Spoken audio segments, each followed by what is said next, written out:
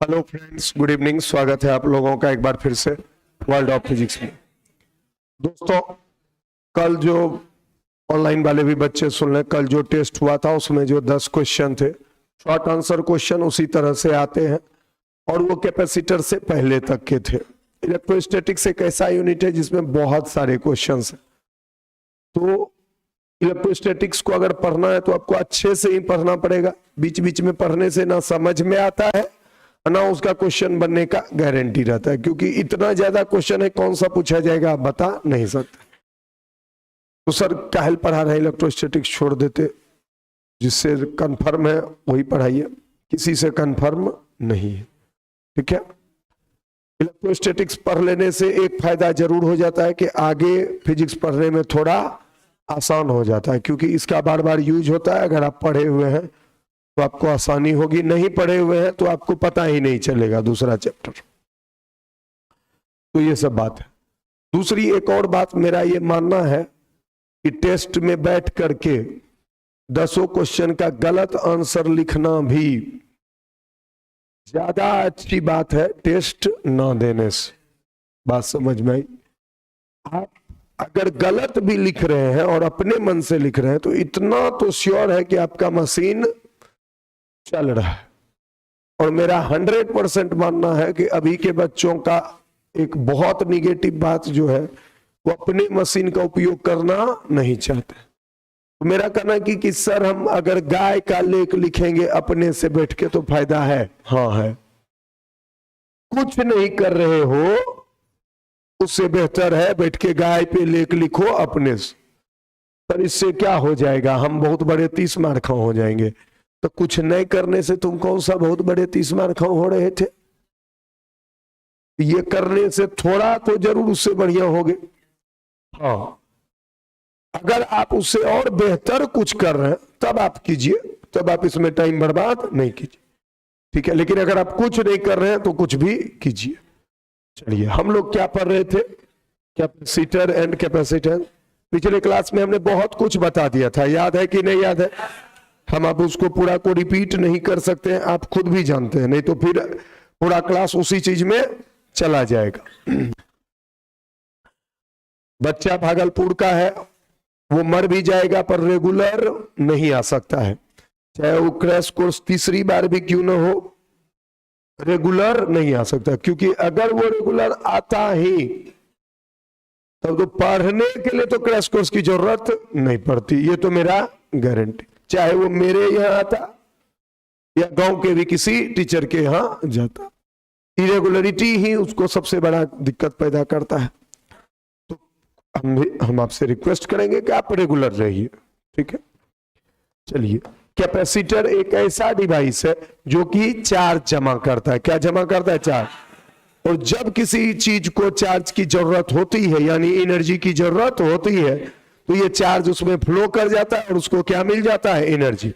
इसका एक बहुत ही सिंपल सा एग्जांपल है हमारे जीवन का फैन। फैन में लगा रहता है कंडेंसर, जब स्विच ऑन करते हैं तो कंडेंसर में जो जितना भी चार्ज जमा है वो एक झटके में पंखा को मिल जाता है, यानी शुरुआत में बहुत तेज एनर्जी मिलती है जिससे पंखा स्पीड पकड़ लेता है।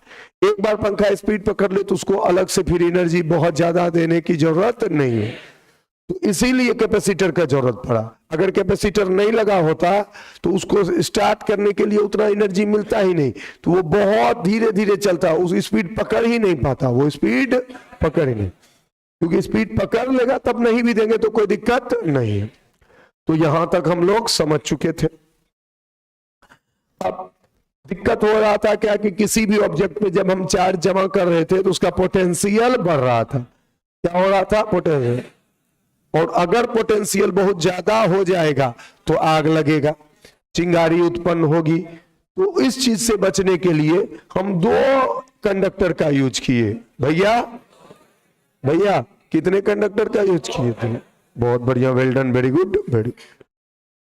एक पे पॉजिटिव चार्ज है तो एक पे निगेटिव चार्ज दिए। इससे क्या हुआ? एक के चलते अगर पोटेंशियल बढ़ा तो दूसरे के चलते घटा, जिससे कि उतना ज्यादा असर नहीं पड़ा। ठीक है, ये इनडायरेक्टली क्या कहना चाह रहा है कि वह कैपेसिटर बढ़िया होगा? बोलिए। बोलिए, जिसका पोटेंशियल ज्यादा ना बढ़े। बोलिए, मतलब चार्ज जमा करें और पोटेंशियल ज्यादा ना बढ़े।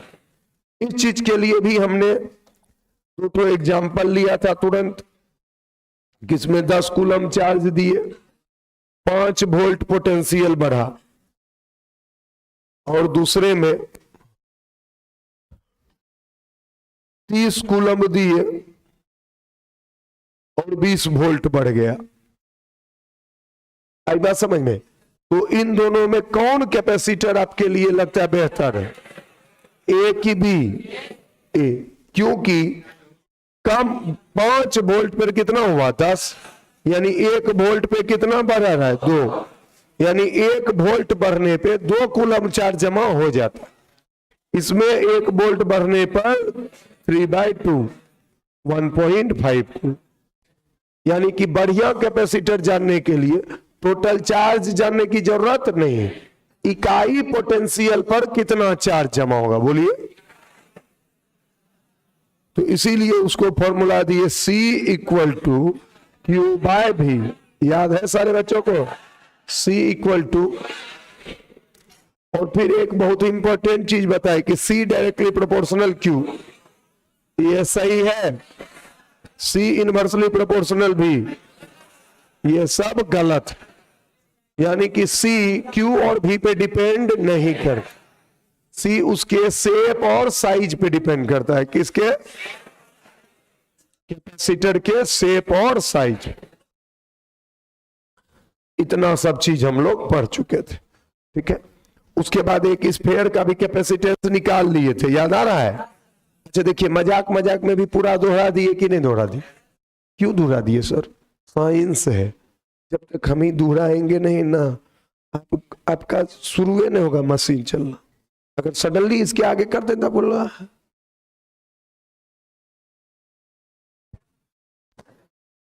रेडियस कितना R, चार्ज कितना Q, हम C निकालना चाहते हैं। C बराबर क्या होता है? Q/2। अब V बराबर होता है KQ/R। बोलो हाँ या ना?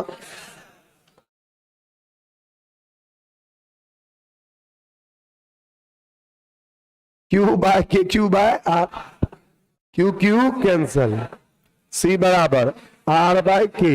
K का मान होता है 1/4πε0, तो 1/4πε0 ऊपर चले, C बराबर 4πε0R। कितने लोग को ये निकालने आता है? अब हमेशा के लिए, आगे कल परसों, बहुत बढ़िया, वेल डन, वेरी गुड। तो यानी कैपेसिटेंस निकालने का एकदम सिंपल सा मेथड क्या है कि आप चार्ज दीजिए, पोटेंशियल निकालिए। बोलिए, दोनों को भाग दे दीजिए, दोनों को C बराबर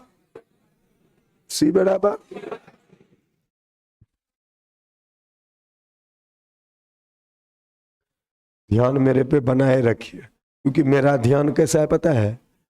जिसका ध्यान मेरी तरफ नहीं है उसकी तरफ मेरा ध्यान है,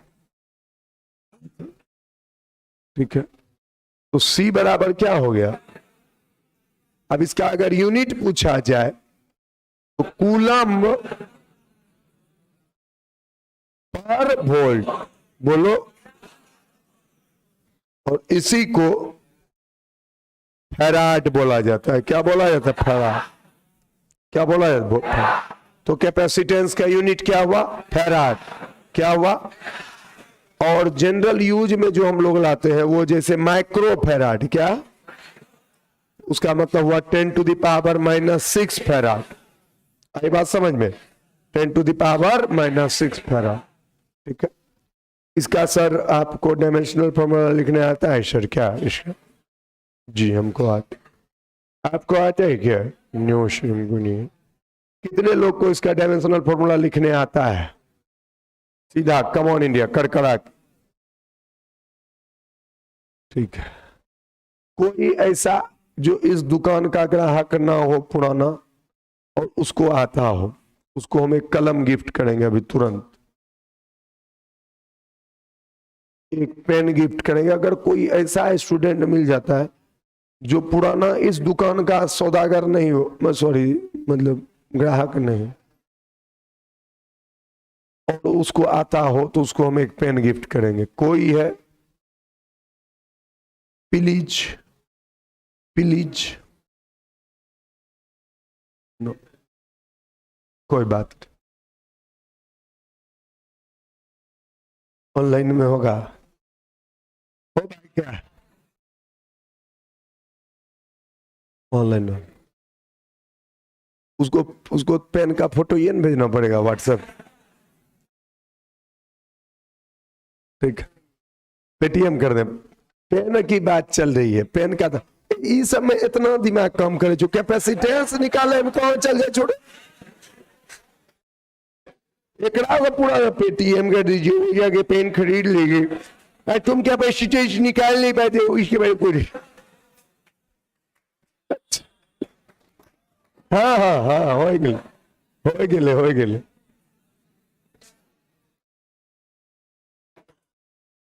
कोई भी ये डायमेंशनल फॉर्मूला निकालने के लिए आपको किसी ना किसी का तो जानना चाहिए। जैसे कम से कम आप फोर्स का जानिए, तो फोर्स का होता है MLT-2। फोर्स से जानिएगा वर्क का, फोर्स इंटू डिस्प्लेसमेंट। जीवन में कोई भी आदमी रट के नहीं सीख सकता है डायमेंशनल, कोई भी। आप सर, कोई चांस ही नहीं है।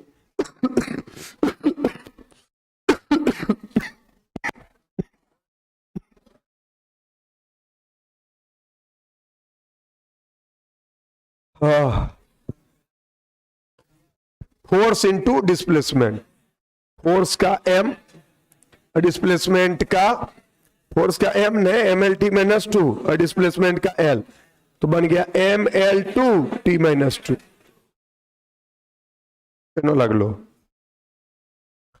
अब फिर V बराबर W/Q। खूब रटाए हैं, ऐसा नहीं कि नहीं रटे हैं, लेकिन एन मौके पे आपके दिमाग में कब आएगा? जब आप उसको खुद से बैठ के पढ़िए। ये एकदम निश्चित समझ लीजिए, मेरा ट्यूशन चलेगा, हम आपको पढ़ाएंगे। आपका जिंदगी तब चलेगा जब आप पढ़िएगा, ठीक है।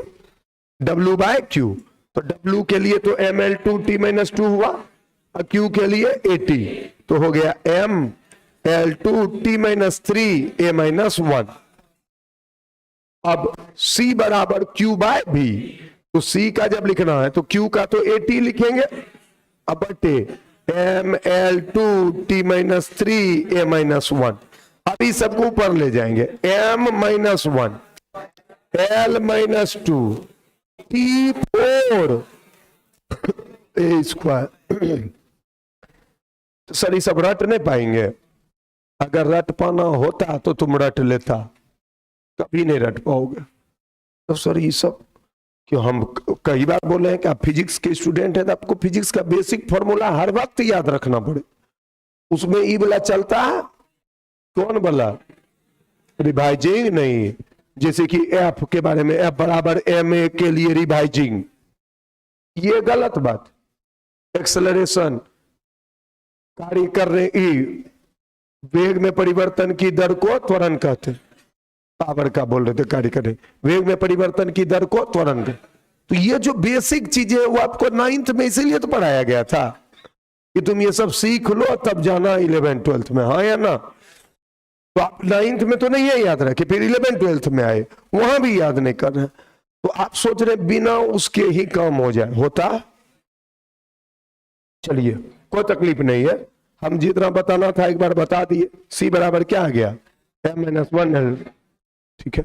हम बोले हैं सारे बच्चों को कि एक बार हम पूरा 1.5 घंटा के आसपास आएंगे YouTube पे, और एकदम स्टार्टिंग से कैसे बनाया जाता है, कौन कौन सा याद रखना है, सब एक बार बता देंगे। उसके बाद अगर तब भी नहीं करेगा तो नहीं कर पाएगा। तो हम लोग ये सब पढ़ लिए। अब आइए, कैपेसिटर, ऐसा विद्युतीय यंत्र जिसकी सहायता से हम ऊर्जा को आवेश के रूप में जमा करते हैं, क्या कहलाता है? संधारित्र। किस लिए यूज करते हैं?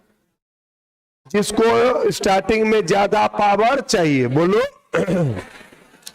ऐसा कोई भी विद्युत उपकरण जिसमें शुरुआत में अधिक शक्ति की आवश्यकता हो, बाद में कम शक्ति की आवश्यकता हो, ठीक है, ये सब का जो जरूरत नहीं है, आपको सिखा दिए, आप समझ गए। कंस्ट्रक्शन ऑफ कैपेसिटर, तो कोई भी वस्तु बड़ी कैपेसिटर हो सकता है, लेकिन बढ़िया कैपेसिटर बनाने के लिए क्या गो प्लेट चाहिए? दो, एक दूसरे के बहुत करीब। ठीक है, आगे बढ़ते हैं।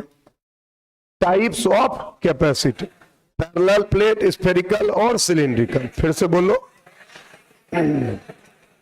अभी भी पिछले क्लास में जो पढ़ा है ना उसका यूज होगा। अगर वो कोई भूला गया है तो उसको मजा नहीं आएगा। बात समझ रहे हैं? हाँ। टाइप्स ऑफ कितना? 3, पैरेलल, स्फेरिकल, सिलिंड्रिकल।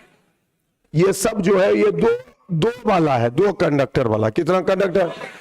हाँ, एक कंडक्टर वाला अभी तुरंत आपको बताए, 4 पाई एप्सिलॉन नॉट आर। बोलो, सिखाए थे कि नहीं सिखाए? ये देख लो, parallel plate capacitor, spherical capacitor, इसमें 2 गोला है, एक का रेडियस R1, एक का रेडियस R2। इसमें 2 सिलेंडर है, एक का रेडियस R1, एक का रेडियस R2। चलिए आगे बढ़ते हैं। चार्जिंग ऑफ कैपेसिटर किसको कहते हैं?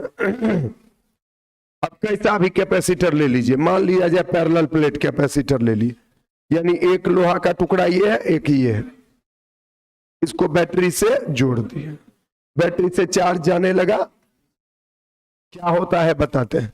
ये प्लेट बैटरी के पॉजिटिव से जुड़ा हुआ है और ये प्लेट निगेटिव से। तो बैटरी पॉजिटिव प्लेट जो बैटरी है वो चाहेगा इस प्लेट को क्या करना? पॉजिटिव। निगेटिव इसको क्या करना चाहिए? निगेटिव। तो असल में बैटरी क्या करता है? इसका इलेक्ट्रॉन खींच करके वहां पहुंचा देता। बोलिए। तो जिससे ये पॉजिटिव हो गया और ये निगेटिव। यही कहलाता है चार्जिंग ऑफ कैपेसिटर। क्या कहलाता है? ठीक है, ये सब उतना भी ज्यादा अभी सोचने की जरूरत नहीं। ठीक है, अब बैटरी और सेल। बैटरी क्या है भाई? बैटरी एक ऐसा डिवाइस है, बैटरी एक ऐसा डिवाइस है जो अपने दोनों सिरों के बीच, टर्मिनल के बीच पोटेंशियल डिफरेंस बनाए रखती है। क्या करती है? क्या करती है? बात समझ में? तो वो हुआ आपका सेल। सेलों के समूह को बैटरी कहते हैं। ऐसा विद्युत जो ऊर्जा का एक स्रोत है और सेलों के समूह से बना होता है उसको क्या कहते हैं? बैटरी। और मेन डेफिनेशन, ऐसा विद्युत जो रासायनिक ऊर्जा को विद्युत ऊर्जा में परिवर्तित करता है तथा अपने दोनों सिरों के बीच विभवांतर बनाए रखता है, उसे क्या कहते हैं? सेल। सब बेसिक 10th लेवल का ये सब बात है। चलिए, charging of capacitor bye battery अभी वही करके दिखा रहे थे जो। अब आया कौन चीज? कैपेसिटेंस। तो कैपेसिटेंस सी जो है ना, सी, वो कैपेसिटर नहीं है, वो है कैपेसिटेंस, धारिता। क्या है? तो सी बराबर क्या पढ़े? हाँ या ना? यूनिट क्या पढ़े? कूलम्ब पर वोल्ट या फैराड। अभी तुरंत हम डायमेंशनल फॉर्मूला निकाले थे ना, अब हमको याद नहीं। m-1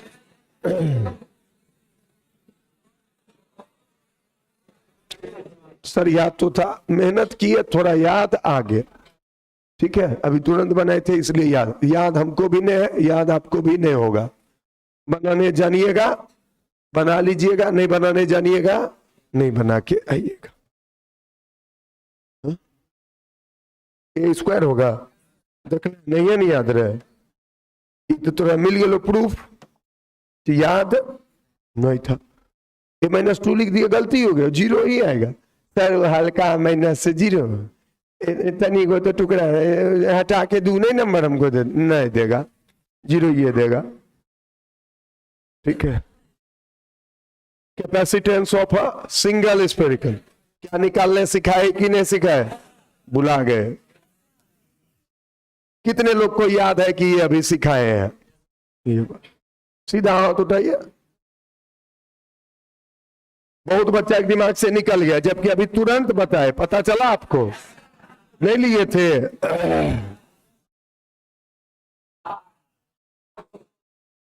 ओ सर ई वाला, हाँ ई वाला तो हाँ हाँ हाँ हाँ हाँ, याद है हाँ। भी बराबर ए क्यूब, हाँ नहीं नहीं अब आ गया सर, नहीं नहीं अब हम बता रहे सी बराबर क्यूब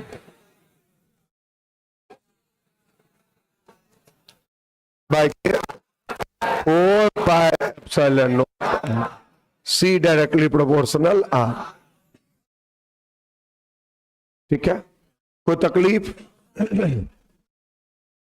अब इस टॉपिक पे एक बहुत ही इंपॉर्टेंट क्वेश्चन है बहियार बोर्ड का खास, 64 बूंद वाला, क्या बोला?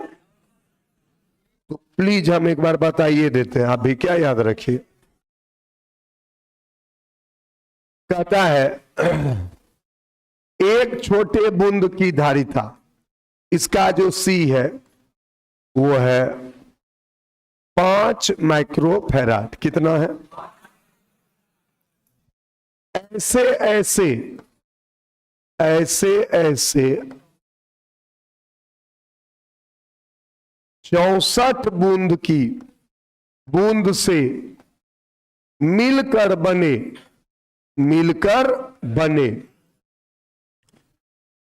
नए बूंद की धारिता, नए बूंद की धारिता। तो बताओ कितने लोग को पता है?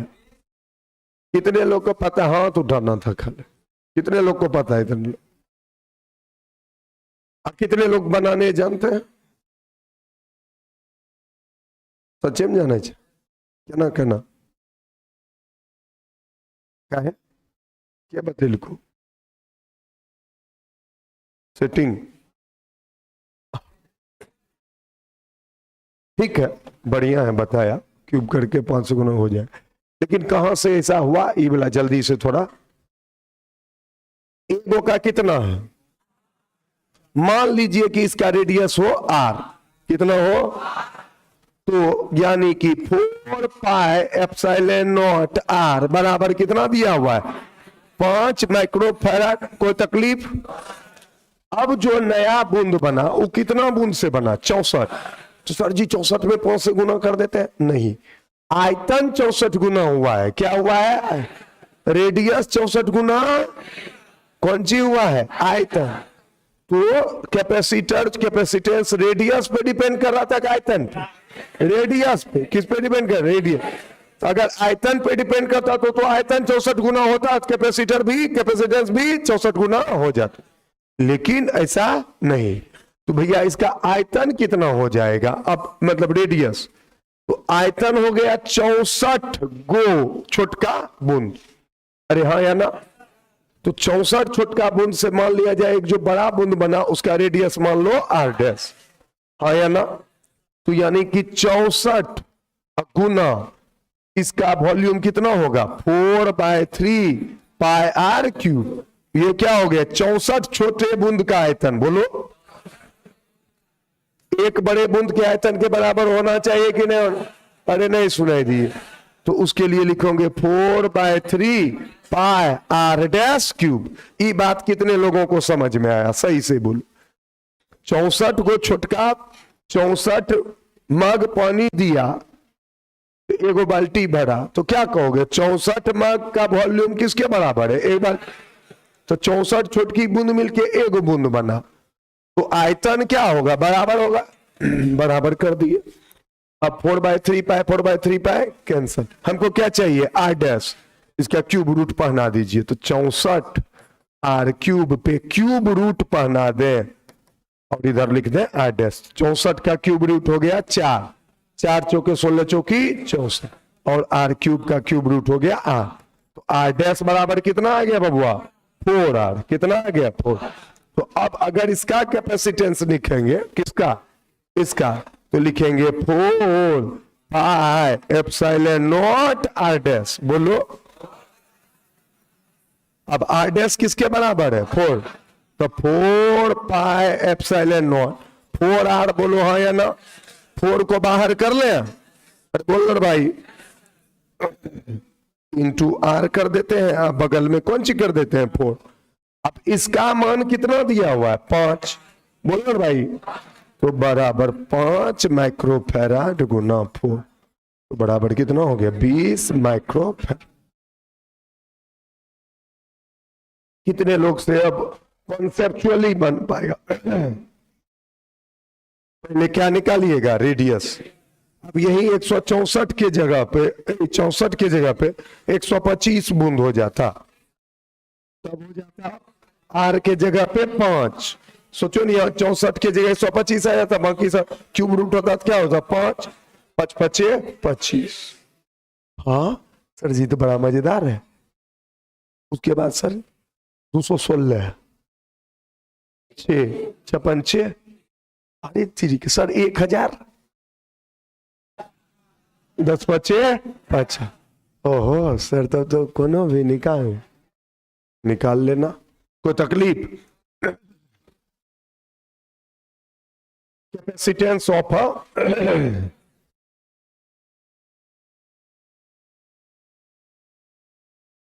इंग्लिश हिंदी तरीके का जगह नहीं है भाई।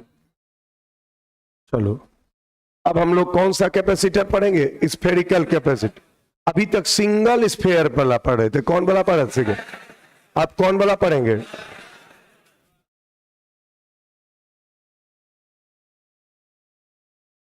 डबल।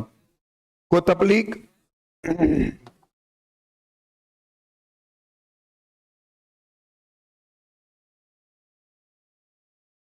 कितना स्फेयर हो गया भैया? R1 R2। क्या सिखाए थे कैपेसिटेंस निकालने के लिए? मजाक। क्यों? एगो पे 2 प्लस क्यू, एगो पे 2 माइनस। तो इसमें चार्ज अगर कोई पूछेगा कि कितना दिया तो आंसर हुआ क्यू। क्या आंसर हुआ? क्यू। क्या है सर? क्या कि एक जगह से माइनस निकाल के दूसरे पे दे दिया, तो ट्रांसफर ऑफ चार्ज क्यू ही हुआ है। ट्रांसफर ऑफ चार्ज कितना हुआ? क्यू। कोई तकलीफ? तो हम जानते हैं C बराबर होता है Q बाय V। तुम अगर होशियार हो थोड़ा भी तो तुम सोचोगे Q तो हम खुद दे रहे हैं, हमको 2 चीज चाहिए Q और V। Q हम खुद दे रहे हैं, यानी हमारा पूरा कंसंट्रेशन किस पे होना चाहिए? अगर V निकाल लिए तो काम नहीं सुनाई दिए, V निकाल लिए तो बात खत्म है। जब तुम इस ढंग से पढ़ाई करोगे ना, अच्छा इस सब में उतना टेंशन नहीं, हमको सिर्फ किस पे फोकस करना है भी, तब तुम भी जल्दी निकालना सीखोगे। और तुम अगर सोचोगे हमको सब पे फोकस करना है तो किसी पे फोकस करो। ठीक है। अब आप जानते हैं डी भी बराबर कल पढ़ाए थे परसों माइनस ई डॉट दिया, याद आ रहा है? अब इस जगह जो इसका इलेक्ट्रिक फील्ड होगा इस दोनों का बीच में, वो होगा के क्यू बाय आर स्क्वायर। क्या होगा सर? क्यों? क्योंकि आपको बताए थे किसी गोले के बाहर भी होता है के Q by small R square, याद है? और गोले के अंदर होता है 0। तो इस गोले के चलते इलेक्ट्रिक फील्ड हुआ 0 और इसके चलते हुआ कितना? के क्यू बाय। तो भैया आपको के क्यू बाय आर स्क्वायर आ गया कि नहीं आ गया? ठीक। फिजिक्स का दिक्कत, फिजिक्स का प्रॉब्लम पर चैप्टर कौन रहे? कैपेसिटर। जरूरत किस चीज का? पहला फॉर्मूला पढ़ा इससे जस्ट पहले का, और उसके बाद जरूरत किसका पढ़ा? उससे जस्ट पहले का। जो इसमें से कोई भी एक गैप मारा होगा, इमेजिन करो वो ये वाला में गैप मारो, तो जैसे ही ये लिखे होंगे ना उसके दिमाग से आ गया होगा सिग्नल की लिखे। उसके बाद वो कुछ इधर उधर देखेगा, बहुत मजबूरी में वो उसको चिल्लाएंगे इधर देखो तो वैसे देखेगा, तो उसको कुछ बुझाएगा। सर ई पढ़ा होगा तो यहां तक ठीक रहेगा। जैसे ही वो बोलेंगे ई बराबर क्या, समझ में क्या बोल रहे हैं? यही तो सबसे बड़ा प्रॉब्लम है। अब पढ़ने बैठे थे कौन चैप्टर? कैपेसिटर। पढ़ने बैठे थे कौन चैप्टर? कैपेसिटर। आगे फॉर्मूला पोटेंशियल का। अब फॉर्मूला पोटेंशियल का आगे बढ़ाने के लिए फॉर्मूला आ गया इलेक्ट्रिक फील्ड। और तो और ये दोनों तो ठीक है था। अगला जो आएगा वो आ जाएगा इंटीग्रेशन, जो कि संस्कृत का है, मैथ। यानी अगर आप वो भी नहीं जानते तब भी डूबने हैं। ठीक है, तो आप सोचते हैं कि नहीं नहीं कोई होगा जो तेज बनाएगा, कोई नहीं होगा। आप ये सब ठीक कर लीजिएगा तो अपने आप तेज हो जाइएगा।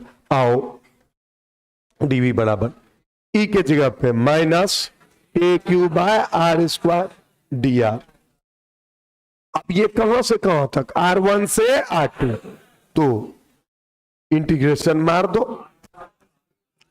तो इसको लिखो V1 और इसको लिखो V2, तो V1 V2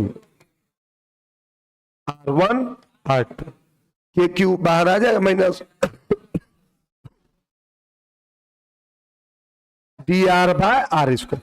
लेकिन अब देखिए ई वाला हम एकदम कर रहे हैं आप लोग के हाथ से, याद आ रहा है ये कितनी बार आता है, ये भी फील करते होंगे। पोटेंशियल में भी कई बार आया, पोटेंशियल एनर्जी में भी कई बार आया, फिर से आने लगा कि नहीं आने।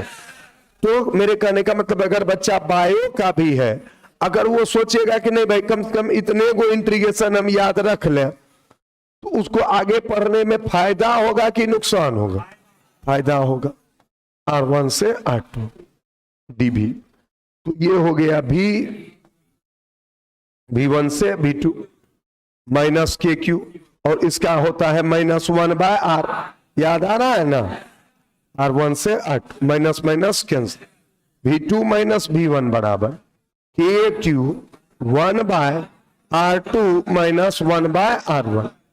अगर V1 माइनस V2 कर देंगे तो यहां मेरा भी पलट जाएगा कि नहीं पलट, के Q 1 bye R1 minus 1 bye R2।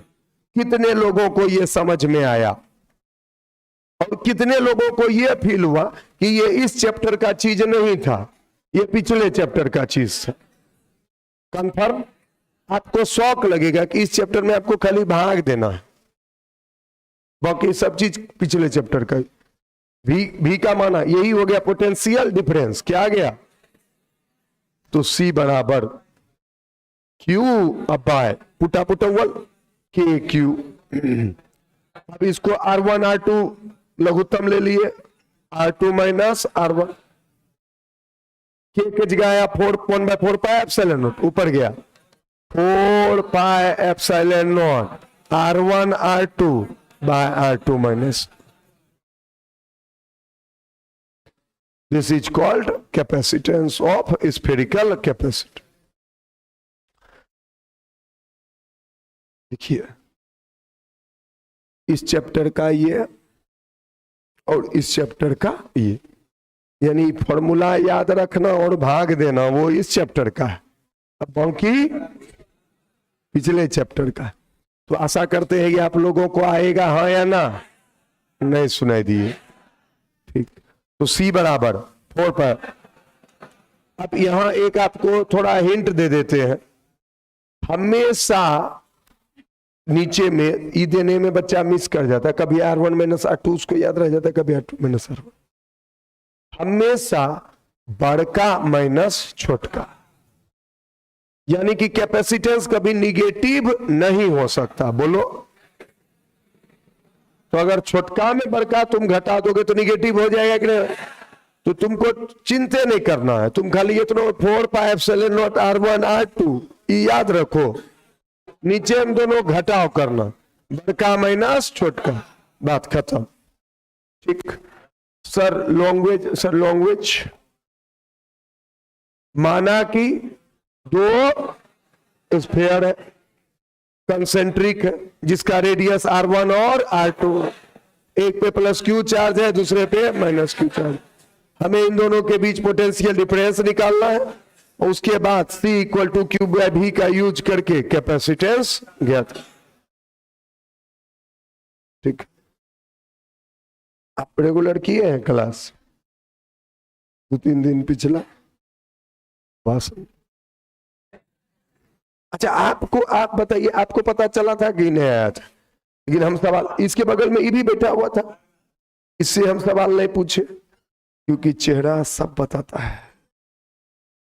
अच्छा सच्ची बताइए, इसका चेहरा देख के ही हमको समझ में आ रहा है कि इसको साइड से निकल रहा है।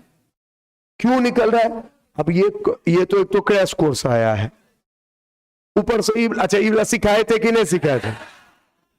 वो भले याद भी नहीं रखता ना, मान लिया जाए लेकिन अगर देखा रहता उस दिन तो अभी जब इसके सामने आता तो इसको ये नहीं लगता कि कुछ अलग है, सोचता हाँ हाँ ये तो देखे है। बात समझ में आई?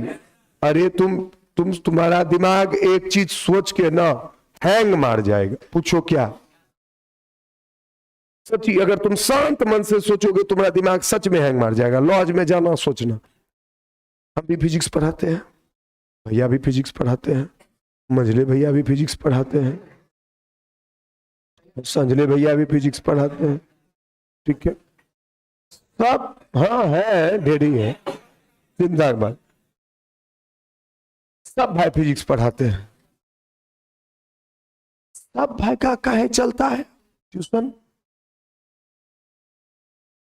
ये एकदम एकदम गौर से सोचोगे तुमको ये बात में दिमाग पे गजब जोर पड़ेगा कि सच बात है। अगर यही बढ़िया पढ़ाता तो सिर्फ इसी का चलता, सब इसी के पास आता, क्यों किसी के पास जाएगा? तो नहीं नहीं नहीं नहीं, वो बढ़िया पढ़ा तो सिर्फ उसी के पास जाता, फिर इसके पास क्यों? ये क्या बात? किसी के लिए हम बढ़िया, किसी के लिए वो बढ़िया, किसी के लिए वो बढ़िया, ये कौन लॉजिक हुआ? ये लॉजिक का क्या आप जवाब खोज पाओगे? क्या है? तो इसका सबसे बड़ा लॉजिक का जवाब यही है, हाँ जो मेरे यहां पढ़ रहा है वो मेरे यहां एब्सेंट कर रहा है तो उसको हम खराब लगना शुरू किए।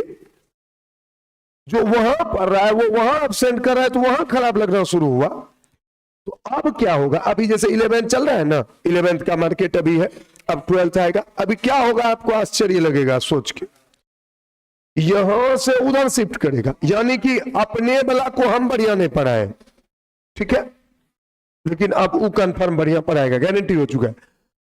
वहां से सब इधर शिफ्ट करेगा, यानी कि ये वाला थ्योरी कौन हुआ?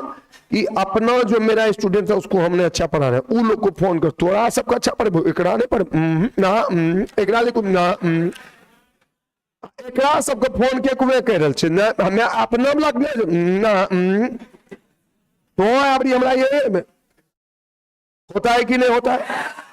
व्हाट इज द रीजन भाई? ये तो खतरनाक थ्योरी है। हम अपना जकरा से पैसा लियो ओकरा हमें अच्छा नहीं पढ़ेबे, जकरो नहीं लेन छी ओकरा अच्छा पढ़ेबे, वहू जकरो नहीं लेन छी ओकरा अच्छा पढ़ेते। आपका ब्रेन हैंग हो जाएगा कि ये कौन सा इंडस्ट्री है भाई? ये इंडस्ट्री इसीलिए है भागलपुर में सबका। कोई बोला हमको कि आप आए तो दूसरे सबके मार्केट पे असर पड़ा, बोले हाँ ये बात श्योर है, असर तो पड़ा, लेकिन हम किसी का मार्केट बंद नहीं कर सकते, ना कर सकते हैं, ना कोई मेरा मार्केट बंद कर सकता।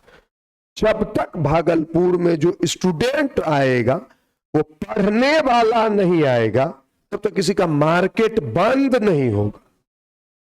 हाँ, पढ़ने वाला आ गया तो इट में कि मेरा बंद हो जाए या उसका बंद, क्योंकि जब पढ़ने वाला स्टूडेंट होगा तो वो एक्चुअल चीज खोजेगा और जिसके पास एक्चुअल चीज होगा वही विनर होगा। बात समझ में आई? ओह, तो सब बहुत बहुत खुशनसीब चाहिए हमें थोड़ा रंग स्टूडेंट मिला जब। तो ये इस चीज को अच्छा सच सच बताइए, इस बात से टीचर का घाटा हो रहा है कि स्टूडेंट का? कन्फर्म। हमको क्या फर्क पड़ता है? एक बात बताते हैं मेरे दोस्त, ऊपर वाले की दया है और आप लोग का साथ, कि चाहे बैच में 20 गो बच्चा काहे न बैठा रहे, एडमिशन 300 से ज्यादा होता है। तो भैया मेरे पास अगर 300 सीट है मान लिया जाए और वो 300 बुके है, तो उसका पैसा उसका स्टूडेंट आके दे कि हमरे वाला स्टूडेंट, इससे क्या फर्क पड़ने वाला है? तो मेरे कमाई पे तो कोई असर नहीं पड़ रहा है। सुबह 6 बजे जो 11th का बैच है उसमें आपको पता है मेरे यहाँ जो मैक्सिमम सीट है जो बैठ सकता है 375 इस क्लासरूम में, फुल बैठ जाएगा ना, भर जाएगा ना 5-5, तो 375 स्टूडेंट बैठेगा। उसमें एडमिशन कितना का है पता है?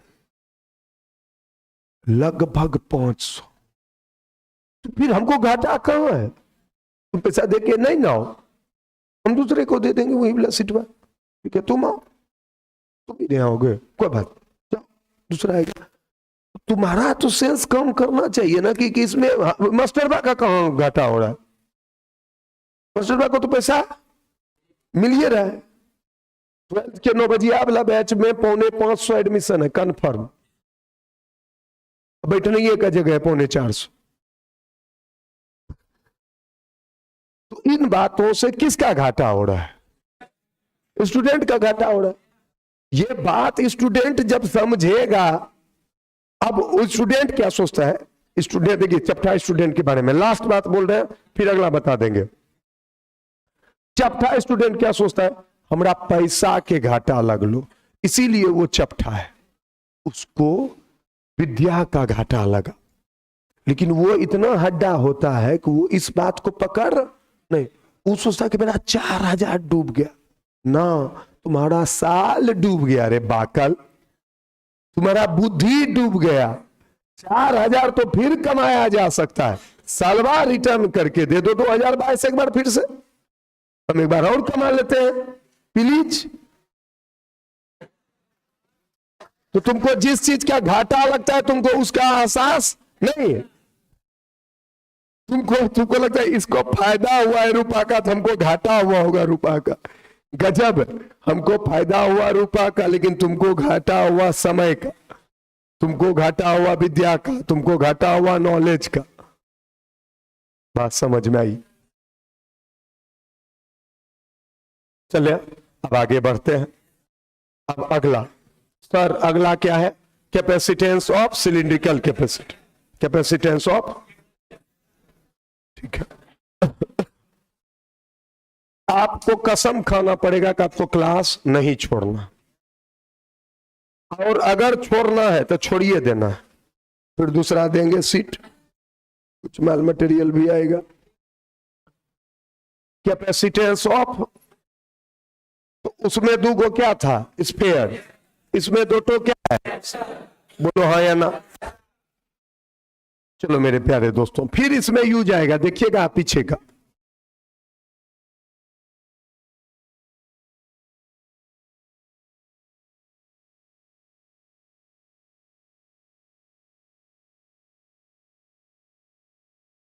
क्या गो सिलेंडर बन गया, दो गो, एक का R1,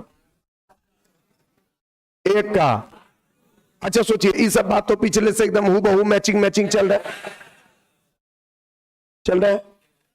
इस पे प्लस Q,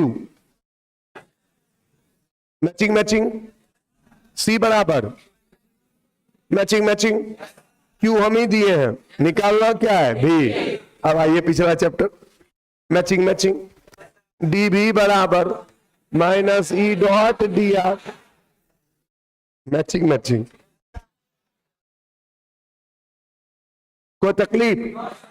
अब यहां ई का जरूरत पड़ा था, यहां भी ई का पड़ेगा, तो अब इसके नीचे बगल में ई चाहिए। हाँ, ई कहां से आएगा सर? हाँ L, तो यहां यूज होगा, आप रॉड के बगल में जो निकालते थे, किसके बगल में? रॉड। सिलेंडर भी एक प्रकार का रॉड है तो हुआ, अरे बोल ना भाई, दियो दो cylinder,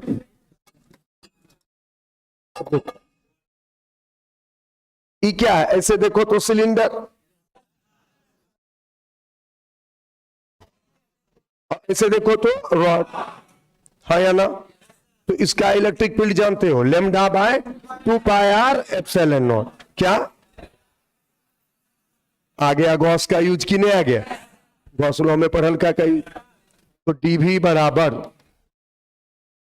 minus lambda by 2 pi R epsilon not D R. अब एक लाइन सुनो, लैम्डा, अब लैम्डा क्या था, ये भी पहले पढ़े हुए थे, ये भी याद है, लैम्डा बराबर होता था Q बाय L, याद आया? तो आप खुद ही सोचो, पर क्या रहे कैपेसिटर, कैपेसिटर का सिर्फ एक ही चीज यूज होता है, C बराबर Q बाय, उसके बाद जितना भी चीज यूज होगा, हम जिनके पास फिजिक्स पढ़े थे, हम जिनके पास फिजिक्स पढ़े हैं थे नहीं, उन्हीं के कमाई पे खा रहे हैं, वो कैसे कैपेसिटर पढ़ाए तो पता है? कैपेसिटर में पन्ना में लिखवाए कैपेसिटर चैप्टर, 10 मिनट कैपेसिटर के बारे में समझाए, काहे सी बराबर क्यू बाई भी हुआ, ये सब कॉन्सेप्ट समझा दिए। उसके बाद फॉर्मूला लिख दिए सी बराबर क्यू बाई भी, और उसके बाद अनाउंसमेंट करते हैं कैपेसिटर चैप्टर सम। हडबा सब जो था वो सब पागल जैसा करना है, ऐसे में क्या हो, वो फॉर्मूला बताए खत्म, ऐसे में कैसे निकलेगा? हाँ, हडबा सब पागल हो गया। जबकि हम उस दिन ये समझ गए कि ये वो इंसान सच बोला, उसी दिन हम समझ गए, क्योंकि इस चीज के अलावा कोई भी चीज इस चैप्टर का पढ़ना नहीं, सब पिछले चैप्टर का, पिछला चैप्टर पढ़ाया हुआ है। तो तुमको पोटेंशियल डिफरेंस निकालने सिखाया हुआ है, बार बार निकाल लो भाग दो, निकाल लो भाग दो, जिसमें हम क्या करेंगे? बात समझ में आई? अच्छा, किसी भागलपुर में किसी टीचर का औकात है सी बराबर क्यू बाई भी लिख दे, पन्ना पे लिखवा दे, बोले आज से कैपेसिटर खत्म, आग लगा देगा कोचिंग में, बोलेगा भाई यार बोल ये है लिखी गई वो सी बराबर क्यू बाई भी माथा खराब कितने नंबर दे तो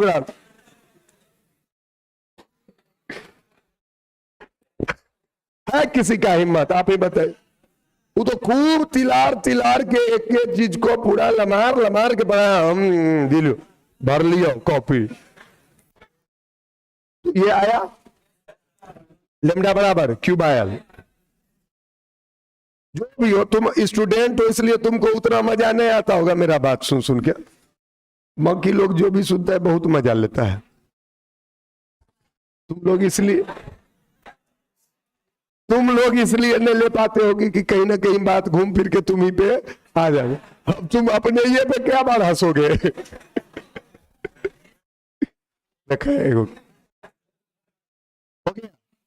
अब यहां से यहां लेना है V1 V2, repeat repeat, V1 से V2 minus Q by 2 pi L epsilon not बाहर कर लो, और dr बाय r, यानी 1 बाय r dr। क्या हुआ? फिर से बोलो, और कहां से कहां तक?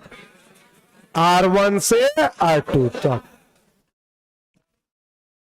लेकिन अब यहां हो जाता है, इसका इंटीग्रेशन आना चाहिए, और 1 बाय एक्स dx का इंटीग्रेशन होता है log x। क्या होता है? log mod x होता है, जरूर बात है, लेकिन वहां इसलिए मॉड दिया जाता है कि x का वैल्यू पॉजिटिव भी हो सकता है और नेगेटिव। लेकिन दुनिया में आज तक कोई ऐसा सिलेंडर नहीं बना है जिसका रेडियस नेगेटिव होगा, इसलिए हमको मॉड तोड़ लेने की जरूरत नहीं है। इसका हो जाएगा V2 माइनस V1 बराबर minus Q 2 pi L epsilon not log base e. अगर तुम सिर्फ लॉग लिख के छोड़ दियो तो भी गलत हो जाएगा बाबू, याद रखना लॉग बेस ई जरूर देना, ठीक है? क्योंकि लॉग के बेस में ई भी हो सकता है, 10 भी हो सकता है, 100 भी हो सकता है, ठीक है? और आर कहां से कहां तक? R1 से R2। तो V2 माइनस V1 बराबर minus Q by 2 pi L epsilon not log E R2 minus log E R1, minus इसका निकाल के इधर अगर फेंक दें तो ये हो जाएगा V1 माइनस V2। आई बात समझ में? अब यहां देखो Q by 2 pi L epsilon not, इसको लिख सकते हैं लॉग R2 बाय R1। क्या लिख सकते हैं? R2 bye R1। कोई बच्चा लिख देता है log R2 by log R1, गलत हो गया। लॉग m बाय n बराबर होता है log m minus log n, ठीक है? तो ये हमारा क्या आ गया? भी क्या आ गया? भी। अब करेंगे c बराबर q बाय भी q 2 pi l epsilon not ऊपर चल गया, और लॉग R2 बाय R1 नीचे रहे, क्यों c बराबर 2 pi l epsilon not by log R2 by. Sir कुछ ट्रिक दीजिए कमजोर बच्चों के लिए। दे रहे हैं। कमजोर बच्चों को क्या चाहिए? ईसी गया है, उसको जब इसको ईबिला को उल्टाना चाहिए ना, कैसे पढ़ना चाहिए कमजोर बच्चा को? इस पे से चिन्ह मारे कि हाँ ई हम जानते हैं, कन्फर्म। सी बराबर, अगर वो इस चीज को भूलता है तो इस जगह स्टार मार्क दे देना चाहिए। क्या दे देना चाहिए? स्टार। और उसको 2 बार पढ़ना चाहिए कि अच्छा ई वाला फॉर्मूला अगर हमको याद रहेगा तब तो हम आगे बढ़ जाएंगे। लेकिन इसका तो इलेक्ट्रिक फील्ड भी हम भूल जाते हैं। तब अब जीवन में जब भी आप पढ़िएगा ना तो आपका मेन कंसंट्रेशन किस पे रहेगा? इस पे। अब जब उस पे मेन कंसंट्रेशन रहेगा तो वो याद रहने का संभावना धीरे धीरे बढ़ेगा। तो सी बराबर क्यू बाय भी जानते थे, ये फॉर्मूला लिख दिए, ये लिखिए, तब तो उसके बाद कैलकुलेशन शुरू हो गया। सर हम बायो के स्टूडेंट हैं, हमारा तो मौत आ जाएगा, तो तुम यहां स्टार दे दो कि तुमको 1/r का इंटीग्रेशन याद होना चाहिए, हाँ या ना? इस तरह से तुम जब कोई चीज को पढ़ोगे तो उससे पढ़ाई को भी लगता है कि ये इसको ग्रैस्प करने के लिए पढ़ रहा है, ये हमको ग्रहण करने के लिए पढ़ रहा है। और जब विद्या को लगेगा कि तुम उसको ग्रहण करने की कोशिश कर रहे हो तो वो थोड़ा तो ग्रहण होगा। लेकिन अगर विद्या को ही फील हो गया कि तुम उसको दिल से ग्रहण करने की कोशिश नहीं कर रहे हो तो मां सरस्वती इतना मजाक मजाक में तो आपके पास नहीं पहुंचेगी। उसके लिए तो दिल तो साफ होना ही नहीं। तो सर लैंग्वेज सब कुछ सेम लिखना, खाली स्फीयर के जगह सिलेंडर लिख देना और कंसेंट्रिक के जगह कोएक्सियल लिख देना, 2 गो वर्ड। सर सच्चे में? जी हाँ, आपको विश्वास नहीं होगा, हम कॉपी पेस्ट किए हैं, 2 गो वर्ड चेंज किए। बात समझ में आई? सब कुछ कंसीडर स्फेरिकल के जगह पे क्या कर दिए? सिलिंड्रिकल। चलते गए, जहां जहां स्फीयर था वहां वहां सिलिंड्रिकल पुट कर दिए, और कोस कंसेंट्रिक मतलब समकेंद्रीय था तो उसको समअक्षीय कर दिए। क्या कर दिए? उसके बाद सब कुछ सेम उतार दिए। माना कि एक बेलनाकार सौंदर्य जो 2 खोखले चालक बेलन से मिलकर बना। अब यहां क्या था? माना कि एक गोलाकार सौंदर्य जो 2 खोखले चालक गोले से मिल, ये दोनों इस प्रकार रखा गया है कि दोनों का अक्ष एक रेखा, उसमें था दोनों का केंद्र एक बिंदु पर, इन दोनों की त्रिज्या कम इतना लंबाई एल। पर ये बात ये एक्स्ट्रा है, लंबाई एल और उसके बाद टोटल चीज से। तो आशा करते हैं आप एक नहीं सीखेंगे, 2 सीखेंगे। सर एगो और नहीं सिखा दीजिएगा? क्या कहते हैं आप लोग? सिखा दें? पक्का ठंडा नहीं बाहर में रहेगा ज्यादा? गर्ल्स के केस में थोड़ा टेंशन हो जाता है। अगला है पैरेलल प्लेट कैपेसिटर, 2 मिनट में हो जाए, आप टेंशन मत लीजिए। हो गया, कल कैपेसिटर वाला कार्यक्रम समाप्त। ठीक है, चिंता की बात नहीं। जो जो हमको बताना होगा कल बता देंगे, क्योंकि कितना लंबा खींचेंगे। देखिए अगर आप रेगुलर मेहनत कर रहे होंगे तो आपको थोड़ा अंतर पता चल रहा होगा कि कुछ तैयारी हो रही। ठीक है, आइए पैरेलल प्लेट कैपेसिटर। कौन प्लेट? सर इसमें भी पिछला चैप्टर सबका आएगा क्या? जी हाँ, एक पे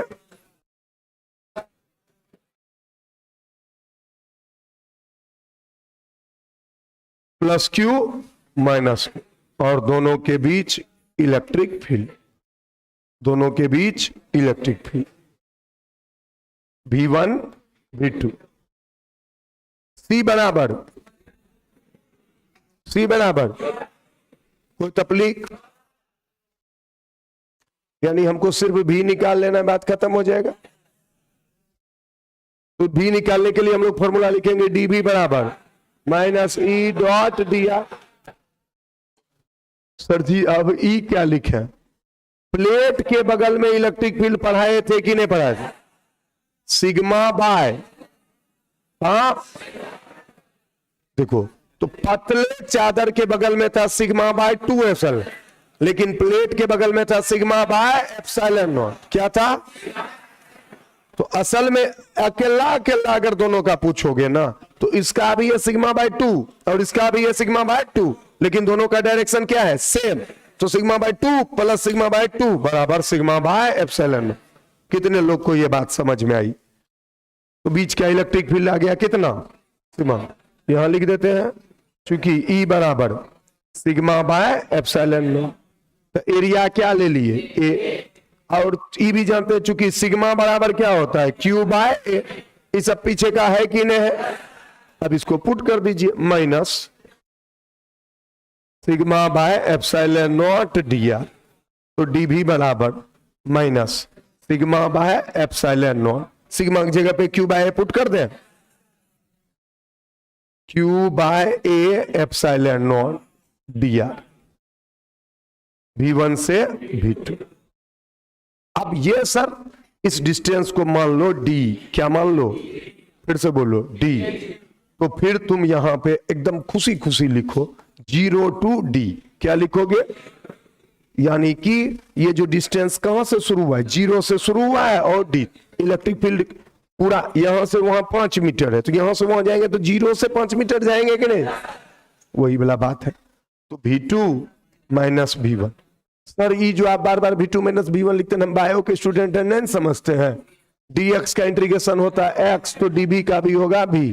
अच्छा सर वो जो करते हैं, अगर लिमिट है ऊपर नीचे, पहले एक बार अपर लिमिट डालते हैं फिर एक बार लोअर, दोनों को घटाते।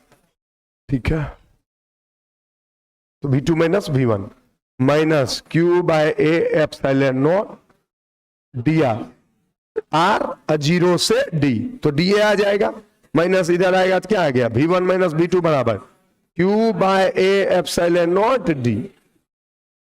भी आ गया। C बराबर Q by QD by A epsilon. C बराबर epsilon not A by D। C बराबर, सर अब अगर हम लिख दें C प्रोपोर्शनल टू A, गलत होगा? सही होगा? सही होगा, क्योंकि ये चार्ज और पोटेंशियल नहीं बोल रहे, तो शेप की बात करें। एरिया बड़ा होगा तो ज्यादा चार्ज जमा करे, और C इनवर्सली प्रोपोर्शनल D। आई बात समझ में? तो फिर लॉन्ग सर सेम वैसा ही, कि माना कि दो प्लेट है, पैरेलल प्लेट जिसका एरिया A है, एक पे प्लस Q चार्ज है, दूसरे पे माइनस Q चार्ज है, दोनों के बीच की दूरी D है। हमें इसका कैपेसिटेंस निकालना है, इसके लिए हमें दोनों के बीच पोटेंशियल डिफरेंस निकालना होता है, और C बराबर Q बाय V का यूज करके। तो आज के लिए इतना ही। ठीक है, बाय बाय।